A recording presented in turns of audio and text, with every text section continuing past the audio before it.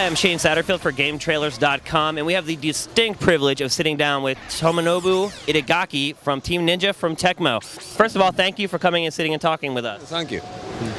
So your new game is Dead or Alive Extreme 2. Talk a little bit about the differences between the new game versus the older game. Of course, DOA2 was made for Xbox One, and this is for 360, so visually speaking, there's a big difference. How have the features changed in the new game versus the old game? So last time main activity was the beach volleyball. This time we've added a jet ski and other poolside activities and also beachside activities. Now, typically, a lot of your games are made sort of for the hardcore gamer, like Ninja Gaiden. It takes a lot of skill to get through the game, and Dead or Alive 4 is sort of a hardcore fighting game.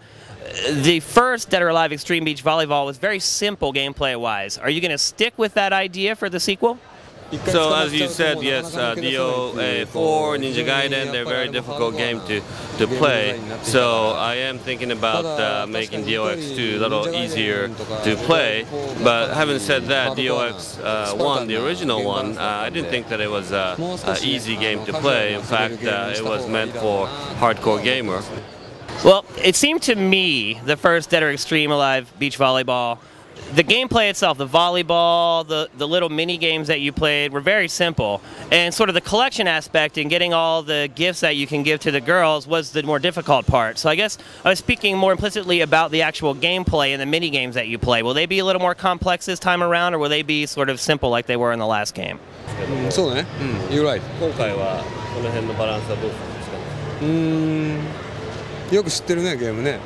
I'm impressed with you. You know so much about the game. I'm very happy that you're so familiar.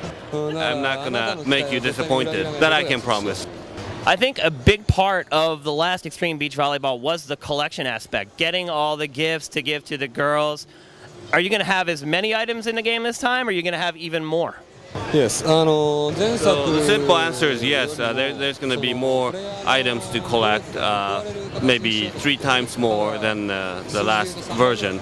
But another thing is that once you collect everything, you will be well rewarded. Any hints on what the reward might be that's supposed to be 3 times greater than the last one? Before, it was hard for you to get your partners to say yes to even accepting the gift, but they're a lot more accommodating this time. Back in the last generation, you said that you chose to develop for the Xbox because it was the most powerful platform available at the time. Now, you've continued developing for the 360.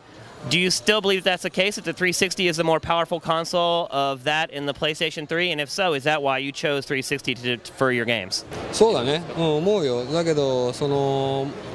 of course, right now, as it stands, 360 is the most powerful system because PS3 isn't out yet. But when it does come out, I'm sure it's going to be a good system. But the difference is not as great as going from the previous generation to the current generation.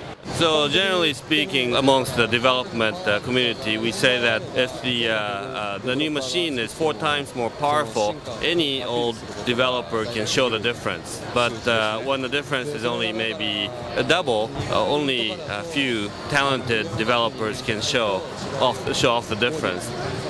Going from PS1 to PS2, that was a big leap forward. It was more than 4 times. It was tenfold. So then anyone could show the big difference, and people were surprised and impressed by it. Going from 360 to PS3 is not as great of a leap. Do you see yourself making games for the PlayStation 3? Yes, I'm definitely seeking for various opportunities to do something with the system. And now that the PS3 system is almost ready, and I'm able to analyze the machine. Have you had a chance to mess around with the PlayStation 3 yet and see what it's capable of? No comment にしとこうかな。 I'd rather not answer that. Okay. What about Nintendo's Wii? It has the crazy new controller, the motion controller. Is that something that you see yourself wanting to work on in the future?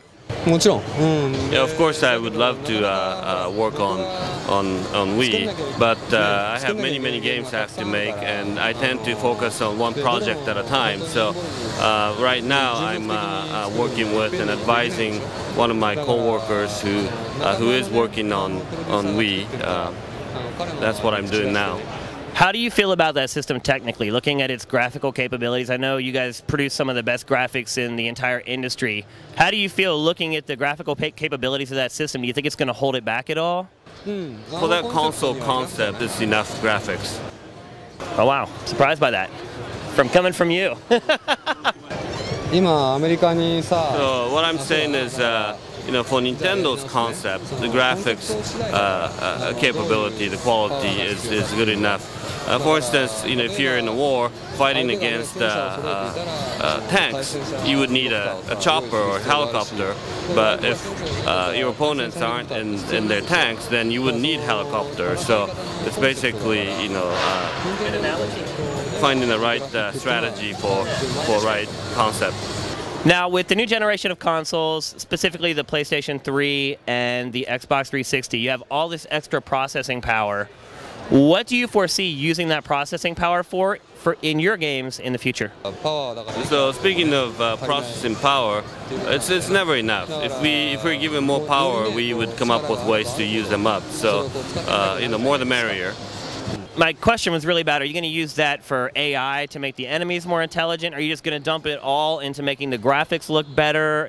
How do you plan on using that extra power you have at your disposal? Yeah, so I would use the additional power to improve the interactivity, the interaction of the game, such as AI. I'd like to get your impressions on the new PlayStation 3 controller that was revealed at the press conference. How do you feel about the concept sort of being so close to Nintendo's idea? Sony and Microsoft, they have very similar strategy, but Nintendo have their own thing going. And as far as the controller goes, Nintendo has clear strategy based on their unique controller, but I don't feel that from Sony's controller. Would you care to share with us any of the concepts and ideas that you're working on for the next Ninja Gaiden? So yeah, I'm thinking of many different ideas, and I choose not to share any of them right now because I don't want to take away the joy of finding out what they are. One thing, if I can say, the interactivity of the game will be improved greatly, so the action will be a lot more interactive. Now, you said many times that you have a distinct dislike for the Tekken series. Why do you dislike Tekken so much?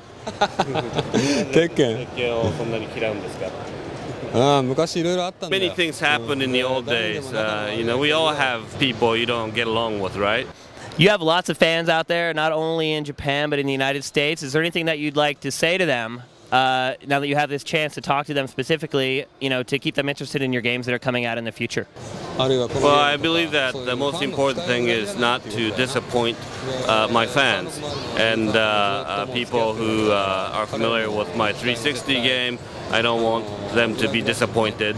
So the key is to look to the future and grow together.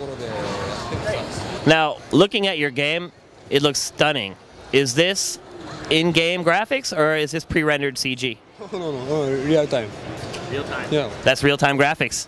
It looks amazing. Okay, I'd like to thank you very much for taking the time out to sit down with us. Thanks. Thank you.